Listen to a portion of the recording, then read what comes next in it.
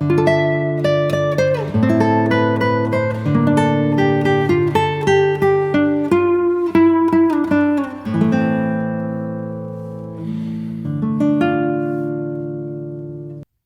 day, everybody. Thank you for tuning in. You're very welcome on my YouTube channel. Today I want to talk about my 3-in-1 turnout. It's actually 3 turnouts, as you can see, 3 curved turnouts. There's 1, there's 2, and there's 3. And well, I made them as one because well, it's easier to handle, and it's well, it's easier to build for me. So it worked out fine, I think. There's a few things I want to talk about today. Now, I want to talk about how I made this new sort of closing mechanism, the switching mechanism. As you see, I did it with a wire this time, which well, which is promising, which looks better. And also I paid a little bit more attention to the guardrails, which I want to talk about today. So let's get to it. So a quick recap on how I make the turnout. This is actually a drawing made in AnyRail that I have glued with spray adhesive on a flat piece of wood. This is a piece of MDF, but I've checked it is absolutely flat. Now then I have to saw all the ties, and if I have sawed them, I stick them on with double-sided tape. And this is a turnout that you won't see, so I have skipped every second tie, and there will be no plastic ties between them. It's not necessary. It is not a visible turnout, so I thought I'd leave it with this.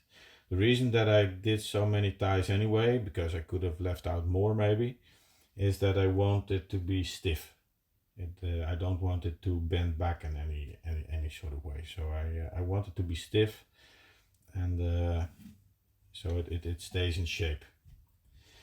So once I've glued on all the ties, I simply start soldering on the longest rail and the inner rail, which is one piece. Then I start making the points.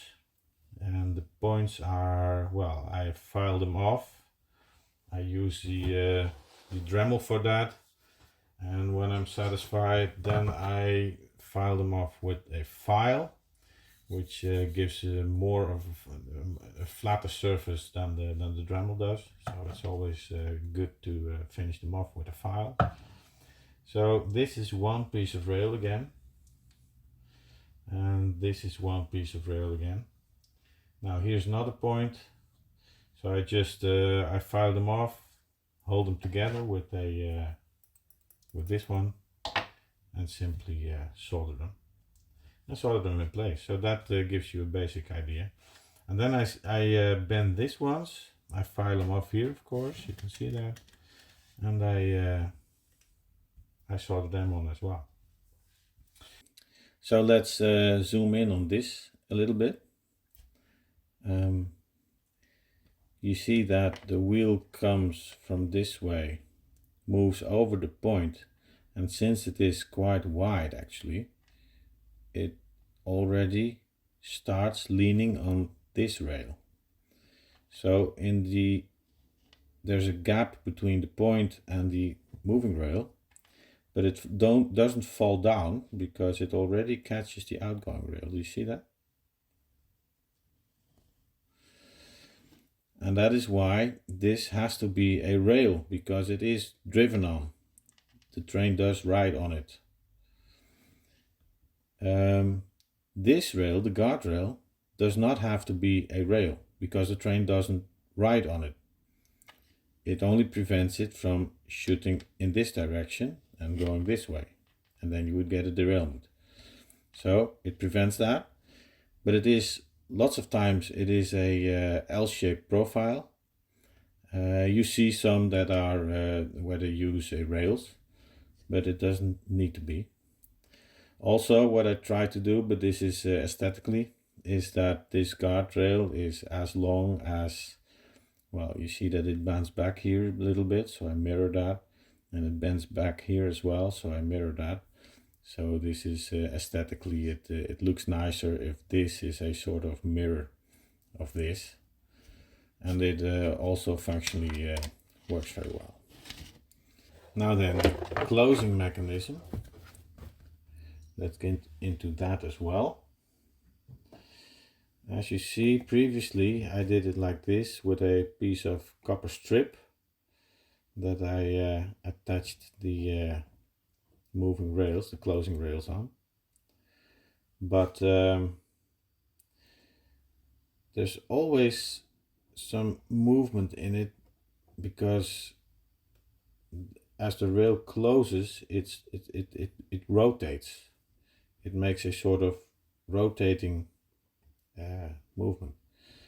And if you solder that on a strip, you fixate that. So you get a little bit of deformation in the rails that you don't want actually. So what I did here is I've drilled a hole into this rail and into this rail. I've pulled a very thin wire through it, soldered that wire onto a thicker wire, and now it bends much nicer, and it closes better as well. So I'm happy with this. I will keep on doing it like this from now on, and abandon this this way. So this is the way. All right, so that's it for today. That's what I wanted to show you today, and I'm very happy with my turnouts. And well, maybe next time we'll install servo motors on the mechanisms and wire them up and see if trains jump through them.